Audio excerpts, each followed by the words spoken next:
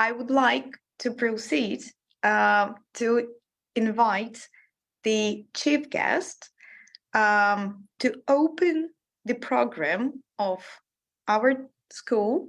I have a privilege to invite Mr. Onno Ruhl to deliver his welcome speech. Mr. Onno Ruhl is a founder and the general manager of Aga Khan Agency for Habitat and Development Network, placed in Geneva, Switzerland. We are honored to have you here as a guest, and we are looking forward to your speech.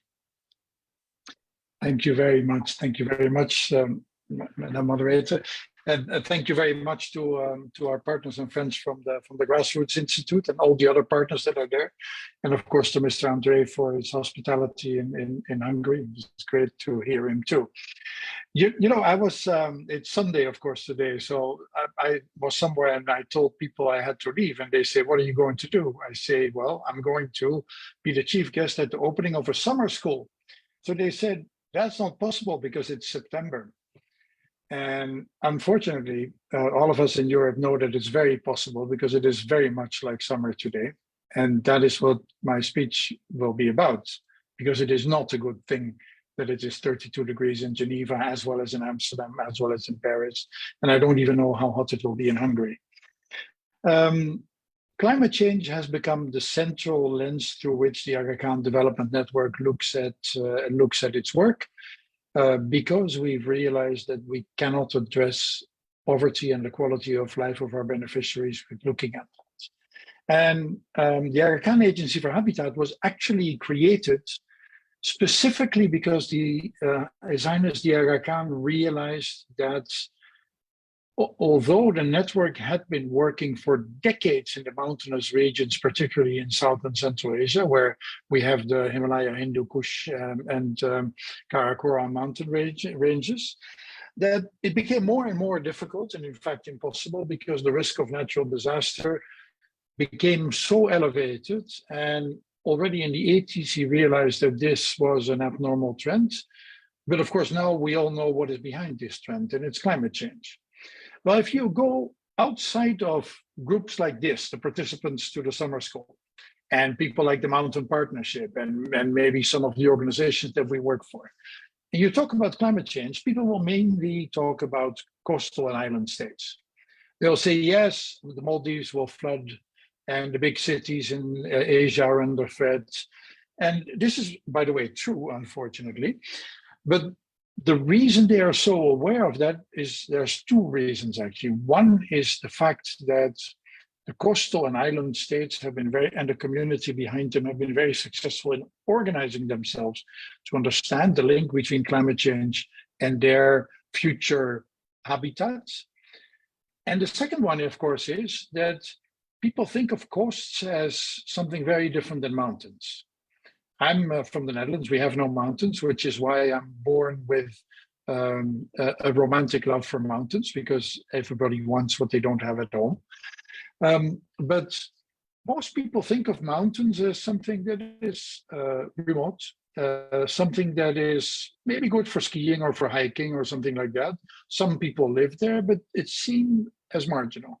In fact, I sit here in Geneva and I have a view on a mountain called the Salève above Geneva. And only a few hundred years ago, people said, don't go on that mountain because ghosts live there. And this mountain, by the way, is about 1700 meters high. It's not really a mountain at all.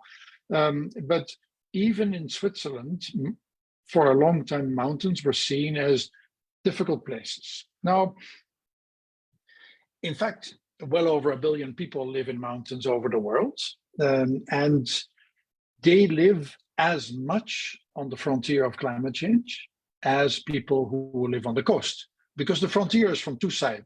It's the melting ice on the glaciers, and it's the coast. And of course, it's also the melting ice on the other two poles, because commonly the Himalayas are referred to as the third pole, because the third largest mass of ice. Now, when His Highness the Aga Khan asked me to lead the Aga Khan Agency for Habitat, he said, I want you to create an agency that advocates for the life and the quality of life of people who live in mountains, because I don't feel this topic is getting enough attention. So that's why we partner with the summer school, because we will partner with anybody who makes the mountain their agenda.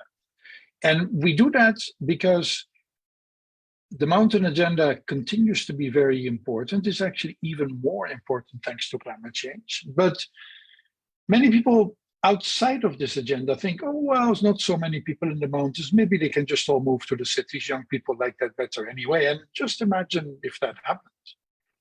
In the world today, there is already 250, rapidly rising to 400 million people who live in a habitat that is actively threatened by climate change that has already happened. All the places where the Aga Khan Agency for Habitat work belong to that group. The high mountains of northern Pakistan, India, Afghanistan, Tajikistan, the desertification areas in Syria, the coastal areas in East Africa. Climate change is not something in the future, it's something that is here today. You all know it. But the problem is, if you say, well, no, these people will just move, then the question is, where are they going to move? So take northern Pakistan. Where do they move? Karachi. Well, Karachi is a coastal city. The problem isn't actually resolved. On top of that, the history of mankind has never seen a migration of 250 million people, but much smaller migrations in the past caused major conflicts, the partition of India and Pakistan as an example. The refugee crisis in Europe in 2015 was only about 5 million people.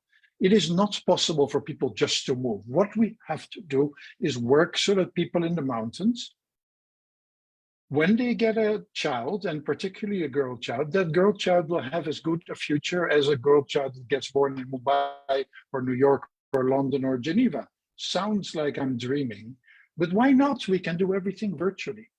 The problem is, if we do that, our mountain agenda now, and I'm really liking the program of the summer school, is much wider than it was before. It is not just about livelihoods and indigenous tourism and the balance with nature, although the balance with nature is surely important still. Livelihood is important.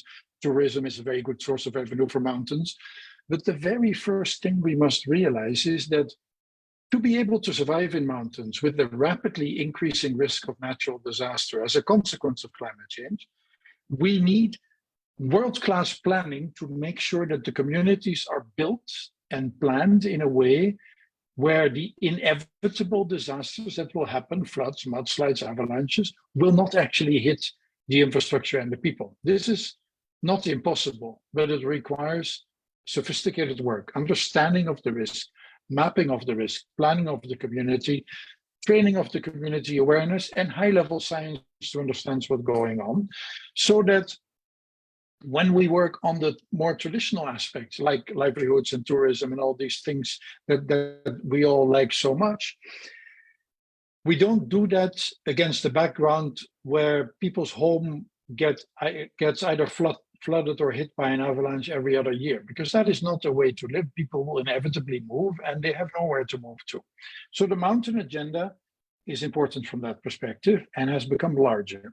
And this is what we focus on in the Aga Khan Agency for Habitat, the nexus between planning, construction, disaster preparedness, understanding risk, understanding what will happen with the glaciers, et cetera, so that we can help communities be strong enough to create that future for their children.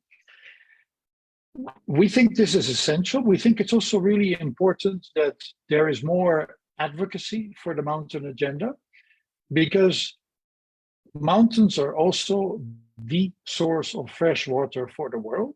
And the people who live there are the custodians of that fresh water. We talk a lot about melting ice. Well, you know, on the North Pole, there's polar bears who live next to the ice. On the South Pole, it's penguins, but in the Himalaya, it's actually people who live next to the ice.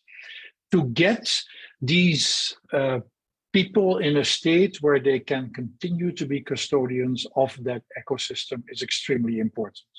Last year, all of Pakistan was flooded. It started in our home area, the north, but it went all the way south. And that's where you see that mountains have a downstream impact, quite literally speaking. There was some progress because it was before COP28, 7, sorry, I'm losing count. And people realized that the floods in Pakistan had something to do with climate change. They didn't anymore say it's bad weather. They said, actually, this is a climate change issue. The awareness is increasing. The action isn't yet following the awareness. Now, what I like about the Mountain Summer School is that the people who will participate, and by the way, it's just unbelievable to participate in a zero funding event. I've never seen it with my own eyes. And that's also why we're happy to contribute speakers, because some people from our agency will speak during the week. Mr. Hoji Bekov, Shortmon, our head of emergency management, now director of risk assurance, our chief scientist, Devraj Gurung, will give you real life examples of what we do.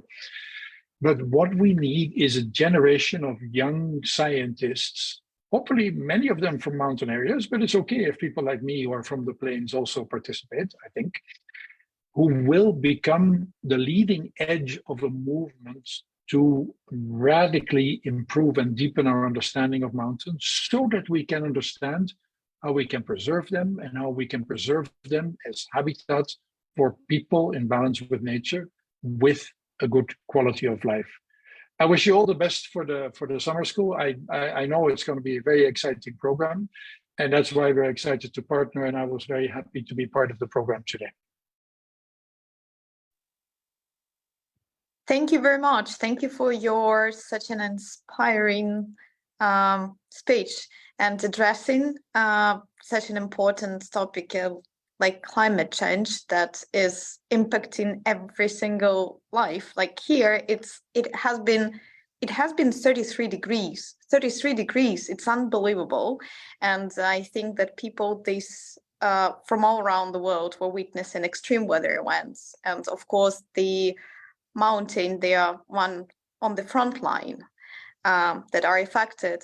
Thank you very much, and thank you for your dedication and your valuable contribution to address all of these challenges. And we will be looking forward to the experts from the agency contributing to deeper understanding and then sharing this knowledge further and trying again to make this world a better place. Thank you so much.